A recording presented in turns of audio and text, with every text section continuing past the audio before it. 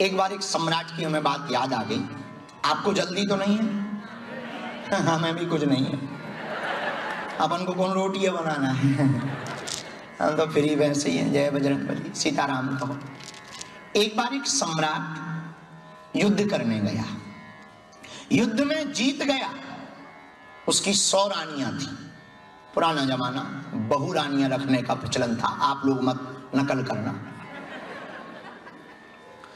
पुराना जमाना, राजा की 100 रानियां, वह युद्ध जीत गया। उसने मंत्री भेजे और रानियों से पूछवाया कि तुम्हारी जो जो ख्वाहिश हो मांगो, हम यहां से युद्ध जीत कर आ रहे हैं, इस राज्य के खजाने को लूट कर लाएंगे तो तुम्हारे लिए वही वस्तु लेकर आएंगे बहुमूल्य।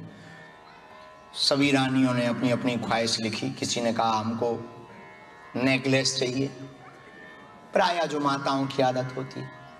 किसी ने कहा हमको कोहिनूर हीरा, किसी ने कुछ, किसी ने कुछ। 99 रानियों ने मांगा, पर एक रानी ने पत्र में लिखा, आप शीघ्र घर लौट आएं, हमको आप चाहिए। राजा युद्ध जीत कर आया, माई बाप सब कुछ लेकर के आया, सामान लेकर के आया, सब रानियों को वितरित किया। पर राजा 99 रानियों के पास नहीं गया। जो कुरूपवान थी, वृद्ध थी, उम्र बहुत हो चुकी थी, दिखने में भी बद सुंदर थी और सबसे ज्यादा उसे इग्नोर किया गया था जीवन काल में, उस रानी ने पत्र में लिखा था, आप सकुशल वापस आ जाएं, हमको आप चाहिए। और राजा सबसे पहले उसी के घर गया। बाकी रानियां चिंतित हुई, बहुत डांटा उन्होंने कि आप उसके पास क्यों गए, वो बहुत सुंदर है, दिखने में भी नहीं ठीक, और आप उसके पास क्यों गए। राजा ने मुस्कुराते हुए कहा, बात तुम्हारी ठीक है, पर उसने संपत्ति नहीं, उसने तो मुझको भी मांगा है। जिसने मुझको मांगा मैं ना जाऊं। मेरे प्रियजनों, ये कहने की कथा है, पर सच तो ये है, हमारी और तुम्हारी चर्चा है शिक्षा के लिए।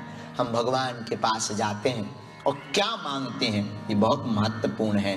अगर हनुमान जी की तरह राम जी से राम को तुम मांग लोगे, गुरु से गुरु को तुम मांग लोगे, तो जो चर्चा हमने की कि तुम दुखी बहुत हो, टेंशन में बहुत हो, स्ट्रेस में बहुत हो, राम राज्य के नायक हनुमान जी की कृपा से आप अगर हनुमान जी से हनुमान जी को मांगोगे तो मुस्कुराते रहोगे।